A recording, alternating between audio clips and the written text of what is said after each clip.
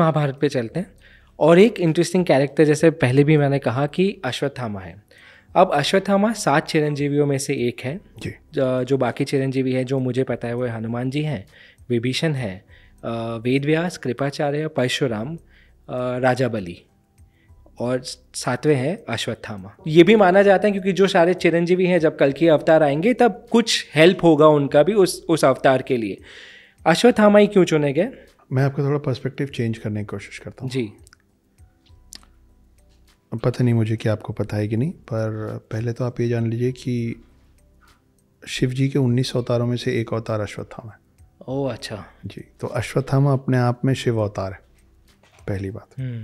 दूसरी बात, ये फिर नज़रों की बात है कि आप उनको पांडवों के खिलाफ देख रहे हैं या कौरवों की तरफ देख रहे हैं, इसमें फ़र्क है। इसमें बड़ा फ़र्क है। ज़रूरी नहीं है कि मैं किसी का साथ दे रहा हूँ इसका मतलब ये है कि मैं किसी के खिलाफ। जी, है ना? ऐसा आपके साथ भी हुआ होगा, मेरे को लगता है यहाँ जितने हैं सबके साथ हुआ होगा। कभी ऐसा हुआ है कि आप किसी एक शख्स से सिर्फ इसलिए नाता तोड़ दिए हैं या बात नहीं करते हैं क्योंकि आपके पिता नहीं करते? जी, हुआ है ना? बिल्कुल। या आपके परिवार और जन किसी के बारे में एक धारणा बना ली और बिना जाने आपने डिसाइड किया कि क्या करें यार, मेरे को इतना बुरा नहीं लगता लेकिन अब परिवार का साथ तो देना पड़ेगा। द्रोणाचार्य उनके पिता बंधे हुए थे कुरु वंश के सिंहासन से। जी। वैसे भीष्म पितामह भी बंधे हुए थे। जी। अश्वत्थामा बहुत अच्छे मित्र थे दुर्योधन के, जैसे कर्ण थे। ठीक है, बहुत अच्छे मित्र थे और गुरु भाई भी थे। गुरु भाई तो वो अर्जुन के भी थे, गुरु भाई तो वो पांडवों के भी थे। जी। लेकिन पिता के खिलाफ अगर वो खड़े हो जाते, आज की डेट में अगर वो पांडवों की तरफ से लड़े होते तो भी तो आज आप और मैं यही बोलते होते कि जिस गुरु से पूरी शिक्षा ली और जो पिता भी थे उनके खिलाफ खड़े हो गए। तो आप सोचिए कि उसके बाद आज जो मैसेज जाता सोसाइटी को वो कैसा जाता। जी। ठीक है, तो अश्वत्थामा एक अच्छे पुत्र थे।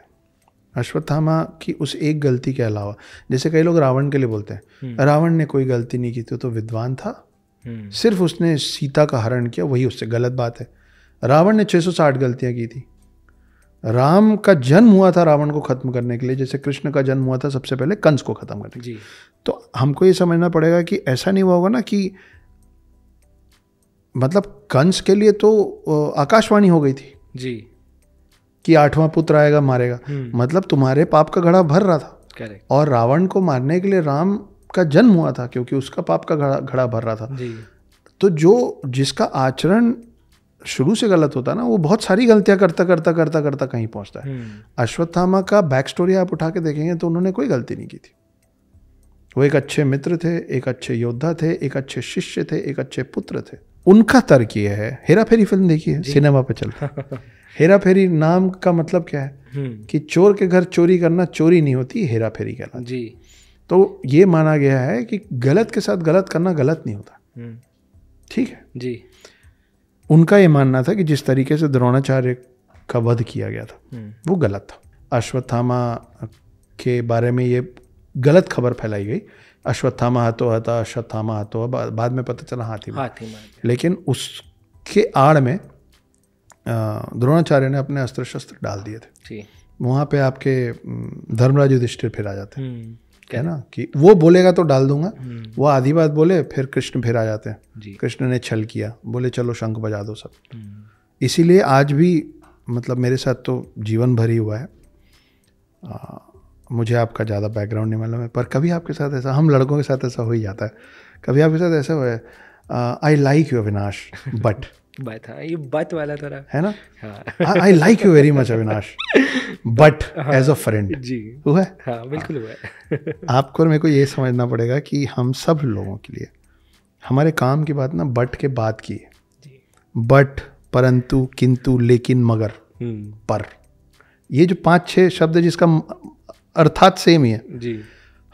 मेरे को कई लोग मिलते थे पहले भी, अभी भी मिलते हैं, Akshat you have got such an interesting story, we are so inspired, it will make such a great film but we can't take it. मेरे काम का ये है कि तुम मेरे से ये कहानी नहीं खरीद रहे हो, बाकी सब रहने दो जी। बाकी मेरे को पता है कि मैंने अच्छी कहानी लिखी है, इसीलिए इतने कन्विक्शन से सुना रहा हूँ जी। ठीक है। ये सबके जीवन का सत्य है।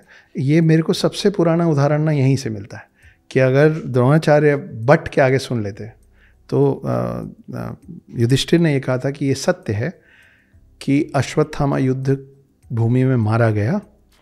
कृष्ण ने बोला शंख बजा दो, सारे शंख बजा दिए। उसके बाद इन्होंने बोला था पर जो अश्वत्थामा मरा है वो आपका पुत्र नहीं, एक हाथी है। वो सुना नहीं उन्होंने जी। तो हमको बात का ही सुनना होता है कि आप फ्रेंड जोन हो ठीक है।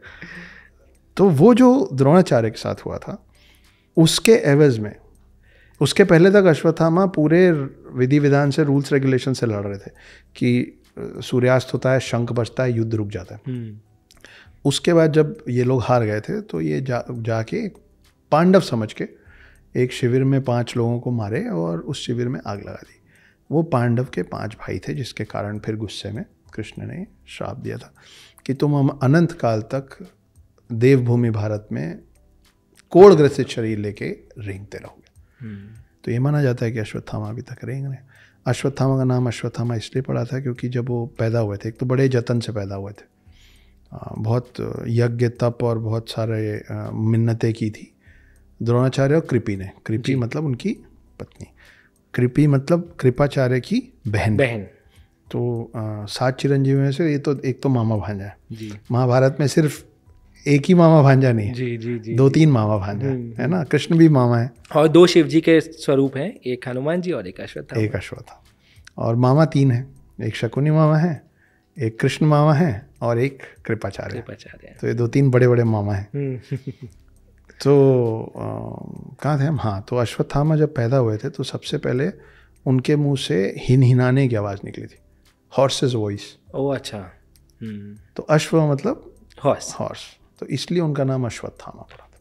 इंटरेस्टिंग। हाँ, तो ऐसा माना जाता है वो अभी भी जो कि उनको श्राप मिला था अनंत काल तक कोढ़ग्रसित शरीर लेके, फिर उसी समय उनका मणि कृष्ण जी ने निकाल लिया था। ये सब चीज़ इंस्पायर्ड है यार। मार्वल फिल्म देखे हो ना? बिल्कुल।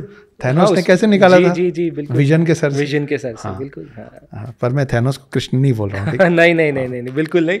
पर ये बताइए कि अश्वत्थामा एक बहुत ही फैसिनेटिंग टॉपिक है और बहुत लोग गूगल करते हैं, यूट्यूब पे जाते हैं और बहुत सारी ऐसे खबरें बाहर आती है कि अश्वत्थामा यहाँ पे ये शिव जी का मंदिर है, यहाँ रोज़ सुबह वो दर्शन करने आते हैं।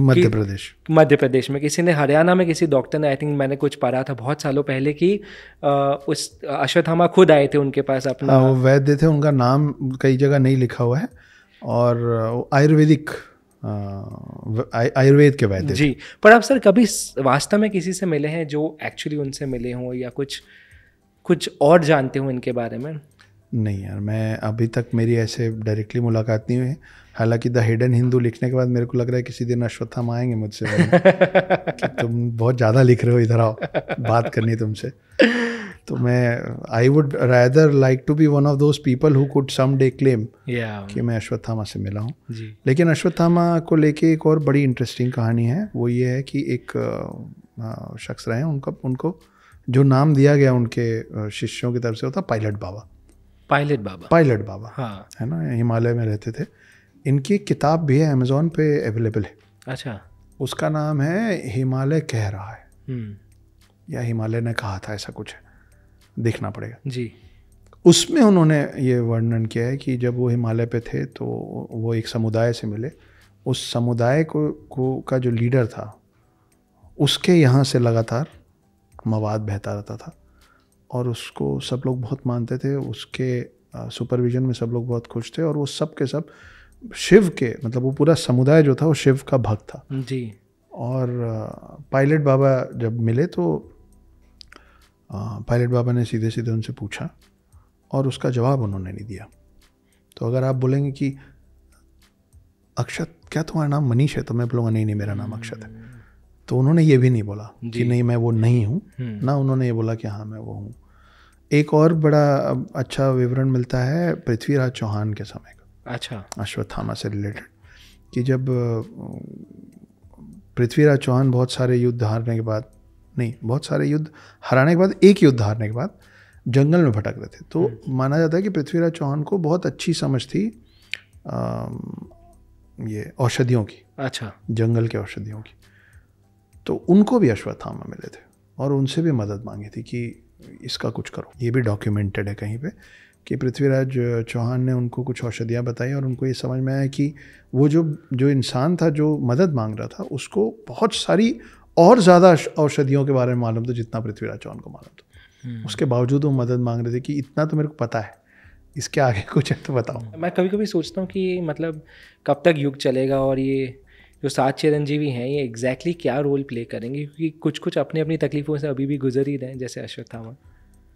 मुझे लगता है कि आप इन 7 चिरंजीवियों में से किसी को भी वरदान का नाम दें या श्राप का नाम दें, है तो सबके लिए श्राप ही। जी, आप नहीं चाहेंगे ना कि आप जितने लोगों को जानते हैं वो सब पृथ्वी छोड़ के चले जाएं और आप यहाँ फंसे रहें, है ना। अभी आप कई लोग को जानते होंगे जो बोलते होंगे भाई 60 के बाद अपने को नहीं जीना। हाँ, बस हो गया। आप ऐसे भी लोगों से मिले होंगे जो बोलते होंगे भाई ये लास्ट है, इसके बाद मोक्ष की प्राप्ति हो जाए, आना नहीं पड़े। जी, सुना है ना? जी, बहुत। हाँ, तो आप सोचिए कि एक इंसान, अब हनुमान तो राम के साथ रहना चाहते हैं जी, तो उनके लिए तो ये अपने आप में सजा है ना कि मेरे राम चले गए, मेरे को यहाँ छोड़ गए। उनकी बड़ी अलग इंटरेस्टिंग कहानी है। अश्वत्थामा को श्राप है। हाँ, परशुराम ने भी सब कुछ ही खोया है, कृपाचार्य के पास भी कुछ नहीं बचा है। तो कुल मिलाकर आप देखेंगे तो सारे खड़े, इसीलिए आप 7 चिरंजीवी बोलते हैं ना, आप ये नहीं बोलते कि 6 वरदान पाए और 1 श्राप पाए। जी, जी, एक ही लाइन में खड़ा कर रखा है सब। बिल्कुल। तो है, तकलीफ तो है ही। तकलीफ सबको है। महाभारत के और एक इंटरेस्टिंग टॉपिक है, तो ये जो श्लोक है उसका आप मतलब समझाइए, और जो कल की अवतार आएंगे उसके कॉन्टेक्स्ट में ये श्लोक का क्या महत्व है कि यदा यदा ही धर्मस्य ग्लानिर्भवति भारत अभ्युत्थान अधर्मस्य तदात्मानं सुजाम्यहम् परित्राणाय साधूनां विनाशाय च दुष्कृतां धर्म संस्थापनार्थाय संभवामि युगे युगे। कि जब जब यहाँ पे असुरों की क्षमता बढ़ेगी, जब जब डार्क फोर्सेस यहाँ पे फैलेंगे, तब तब विष्णु अलग अलग अवतार लेके हम लोगों को बचाने, हम लोगों के साथ देने और to create the balance between good and evil. वो ख़त्म करने कभी नहीं आते हैं, वो बैलेंस ठीक करने आते हैं। He will come every time in a human form and do what is needful. तो ये जो चीज़ है, वो जिसको ये श्लोक नहीं पता है और उसका इस श्लोक को हिंदी में इसका मतलब क्या है उसको नहीं पता, उसको भी मालूम है कि जब जब रावण आएगा तो राम आएंगे और जब जब कंस आएगा तो कृष्ण आएंगे। तो धर्म की रक्षा के लिए भगवान का उतरना तय है। कल की किससे लड़ रहे हैं? कल की लड़ रहे हैं काली से। काली मतलब वो वाली काली नहीं, तो काली माँ है जी। ये कली और काली के बीच में कुछ नाम है इसका। और ये बहुत शक्तिशाली होगा। ये इतना शक्तिशाली होगा कि देखिए, रावण से लड़ने के लिए अकेले राम आए थे और उनको थोड़ी सी मदद चाहिए थी विष्णु अवतार हनुमान की जी, ठीक है, शेषनाग के साथ। कंस को मारने और धर्म का परचम लहराने के लिए महाभारत के समय में कृष्ण आए थे जी। उनको भी शेषनाग और उनको भी थोड़े से हनुमान की जरूरत पड़ी थी, वो ध्वज पे बैठे जी। लेकिन कली जो है वो इतने ताकतवर होने वाला है कि उससे लड़ने के लिए कल्कि को 7 चिरंजीवियों की जरूरत पड़ेगी। 7 चिरंजीवी जो हैं उसमें देखिए कौन कौन है। विभीषण और राजा बलि जो हैं वो राक्षस हैं जी। तो उनको तामसिक और राक्षसी शक्तियों की भी ज़रूरत पड़ेगी। हनुमान है जिनके लिए बोला जाता है कि वो जिस युद्ध में उतरे वो युद्ध तो तय है जी, ख़त्म है, उनकी भी ज़रूरत पड़ेगी। कृपाचार्य जैसे धनुर्धर और अश्वत्थामा जो कि श्रापित है उसकी भी ज़रूरत पड़ेगी और वेद व्यास जितने नॉलेज की भी ज़रूरत पड़ेगी जी। तो इतने सारे 7 चिरंजीवी जो अभी तक ख़त्म नहीं हुए हैं उनका क्या पर्पस है? क्योंकि हम 7 चिरंजीवी पे बात कर रहे थे, उनका पर्पस यही, ये माना जाता है कि 7 चिरंजीवी कभी नहीं मरेंगे, ऐसा नहीं है। 7 चिरंजीवी, 7 के 7 चिरंजीवियों को मोक्ष की प्राप्ति होगी कलयुग के अंत में। अच्छा। क्योंकि फिर जब सतयुग शुरू होगा ना तो फिर से हनुमान का जन्म होगा, फिर से अश्वत्थामा का जन्म होगा, तो वो नए सेट ऑफ 7 चिरंजीवी तैयार होंगे। ये सेट ऑफ 7 चिरंजीवी खत्म होने के बाद और इनको मोक्ष की प्राप्ति होगी कल्कि का साथ देके काली को हराने के बाद। अमेजिंग। मुझे लगता है ये पॉडकास्ट भी हम कहाँ से शुरू किए थे वापस हम वहीं ख़त्म कर रहे हैं, तो आई थिंक एक अच्छा सर्कल, कहाँ से शुरू किया, ये अच्छा सर्कल हमने ख़त्म किया sir. Thank you so much. जैसे मैंने पहले भी कहा आपसे, मैं और 4 घंटा बात कर सकता हूँ अगर आप मुझे टाइम दे देते हो, but thank you so much for all the knowledge you have given me. I think इससे बड़ा गिफ्ट कुछ नहीं हो सकता जब एक आदमी अपना खुद का ज्ञान शेयर करता है। So thank you so much. मुझे इस प्लेटफॉर्म में बुलाने के लिए धन्यवाद। अगर आपका ये वाला एपिसोड आज लोगों ने पसंद किया तो हम फिर बैठ जाएंगे। बिल्कुल, done. Thank you so much sir.